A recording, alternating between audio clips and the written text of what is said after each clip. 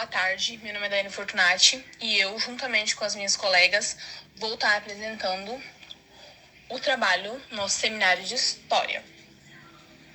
As minhas colegas de apresentação são Vanessa Macedo, Luana Santos e Maria Eduarda Souza Torres.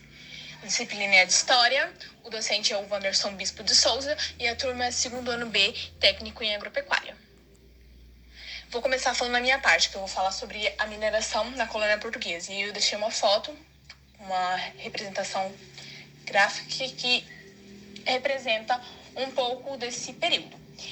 A mineração no Brasil colonial, ela só se tornou um negócio de fato, um negócio efetivo, nas primeiras décadas do século XVIII, produzindo um sistema econômico próprio no interior do Brasil. Durante os primeiros séculos da colonização do Brasil, a atividade estava mais relacionada à agricultura, principalmente ao modo também do agropastoril. E, sobretudo, ao sistema de plantação, que era muito desenvolvido no Nordeste, o cultivo de cana-de-açúcar, principalmente. E a razão para isso vinha do fato de que, ao contrário dos espanhóis, que encontraram com maior facilidade outras fontes de riqueza, como metais preciosos, em suas colônias americanas. No Brasil, a obtenção dos lucros das pedras dos metais preciosos só ocorreu no século XVIII, por via das pedras, por via da prospecção no interior do território. E as condições para o desenvolvimento da mineração no Brasil, elas foram dadas pelo processo de desbravamento do interior da colônia, que foi operado pelas denominadas entradas e bandeiras, que elas consistiam em umas expedições investigativas armadas, que elas saíam da capitania de São Paulo rumo ao interior, com o objetivo de apressar os índios, destruir quilombos e encontrar os metais preciosos para começar a fazer essa mineração. No ano de 1696, uma das expedições ela conseguiu encontrar jazidas de ouro nas regiões montanhosas de Minas Gerais, que é onde teve o início da ocupação do Vale do Ouro Preto.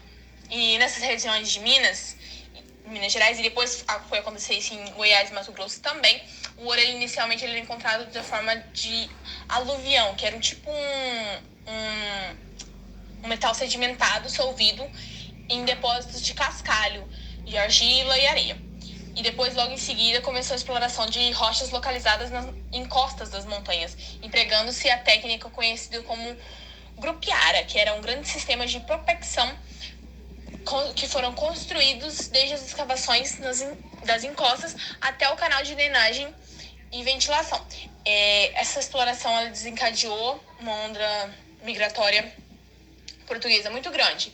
Essas e outras consequências, as consequências da mineração são a grande migração portuguesa para a região das Minas Gerais, e estima-se que cerca de 800 mil portugueses migraram para a região de exploração mineral.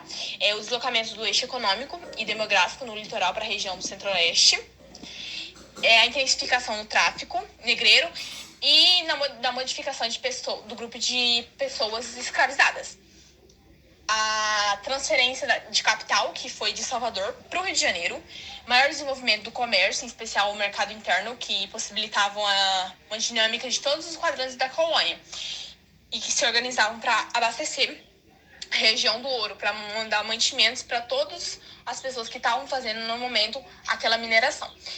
Também gerou uma sociedade mais aberta e heterogênea. Por conta da migração, vieram muitas mais outras nações para o Brasil, em busca de todas as promessas que haviam sido feitas. Uma interiorização e povoamento do interior do Brasil, anulando de vez o Tratado de Tordesilhas.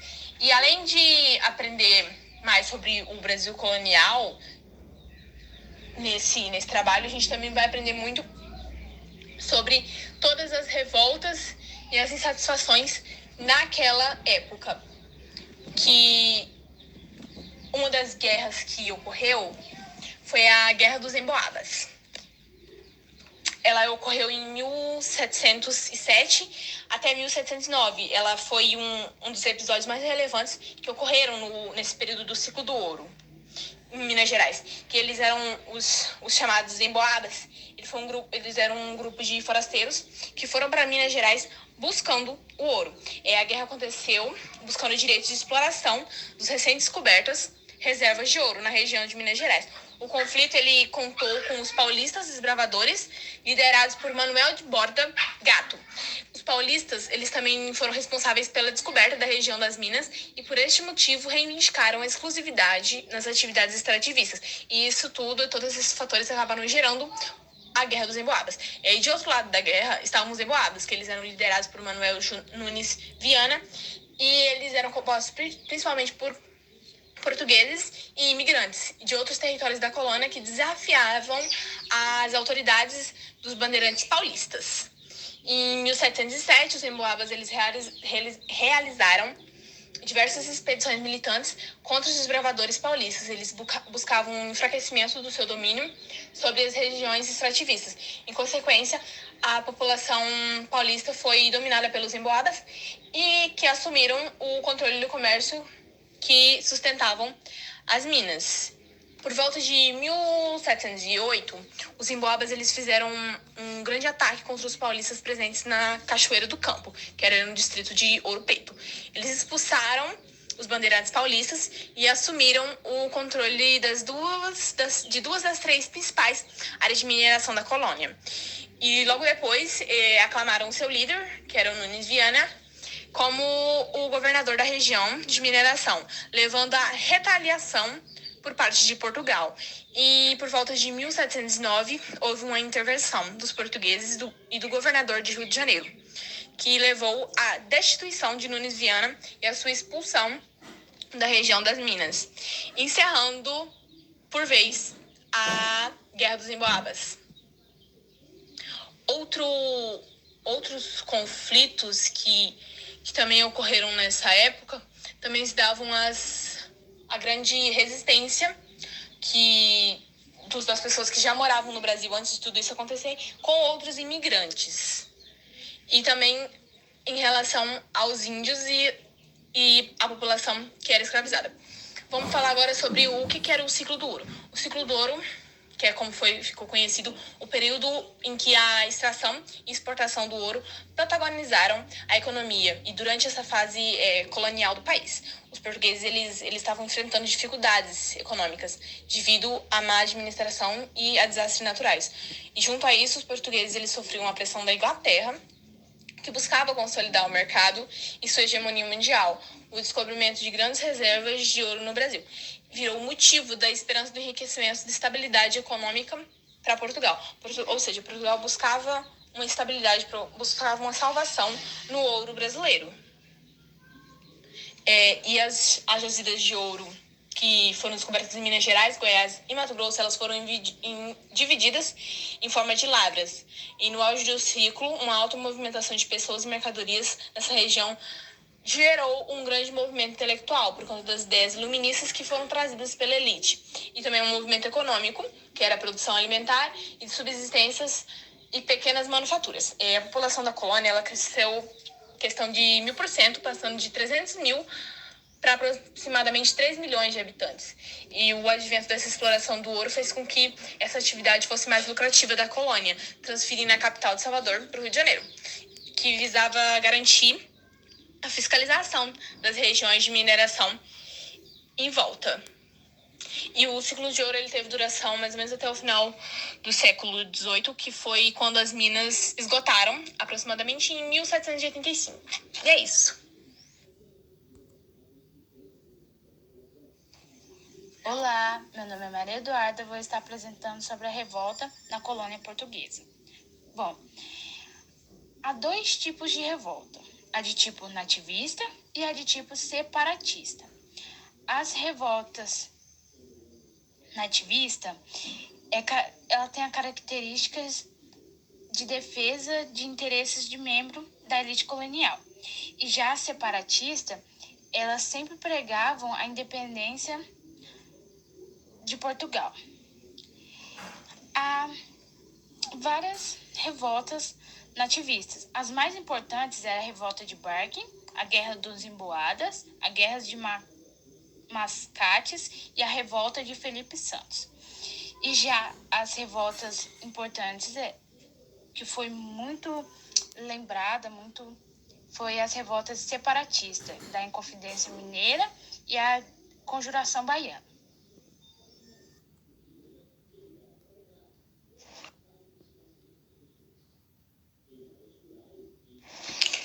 Vamos falar um pouco sobre o que foi a Conjuração Mineira. Ela foi também referida como uma conspiração na natureza separatista que ocorreu lá na capitania de Minas Gerais, no estado do Brasil. Entre outros motivos, contra a execução de derrama no domínio de portugueses, sendo reprimido pela coroa portuguesa lá também em 1789. Falar o motivo. O motivo principal da Inconfidência foi a questão da derrama lá, né? Tratava-se de uma operação fiscal que era realizada também na coroa portuguesa. Eles cobravam muitos impostos atrasados. O chamado quinto, como o próprio nome já indica, corresponde à cobrança de 20% desses impostos atrasados, sobre a quantidade de ouro extraído lá no local atualmente. Bom dia, professor. Eu sou a Luana e vou falar um pouco sobre a Conjuração Baiana e a Conjuração Mineira. A Conjuração Baiana, ela foi uma conspiração de caráter popular contra a coroa portuguesa e foi ocorrido lá no ano de 1798 e no final do século XVI. A população baiana chamava por volta de 70 a 60 mil habitantes no período do Brasil da colônia naquela época. Conspiração também ficou conhecida como a Conjuração de Alfaites. E o motivo da Conjuração Baiana foi que havia 6 principais motivos de revolta dessa Conjuração Baiana.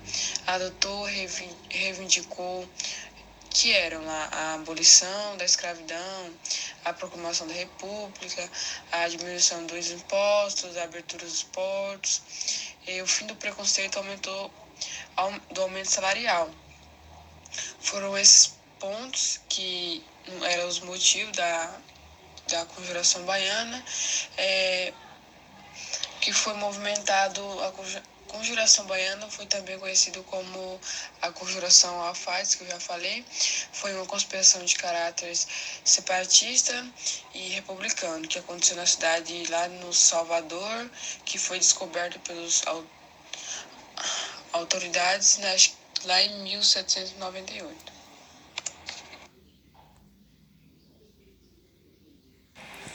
Boa tarde, eu sou a aluna Vanessa Macedo Canguçu e vou falar um pouquinho sobre a Conjuração Carioca.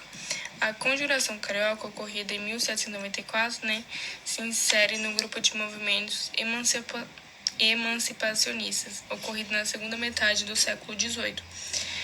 Foi juntamente com a Conjuração Mineira de 1789 e a Conjuração Baiana de 1798. O movimento foi profundamente influenciado pelas ideias de Revolução Francesa. No entanto, se diferenciou dos outros movimentos, pois apresentou características profundamente ideológicas. No campo das suas ideias, suas manifestações se desdobravam em debates que propunham a disseminação de discurso pró-emancipacionistas. No referido movimento, não parece ter havido um planejamento prático para a tomada de poder. Os crimes pelos quais intelectuais da elite carioca foram acusados de cometer parecem ter se registrado as discussões sobre temas relacionados à questão política.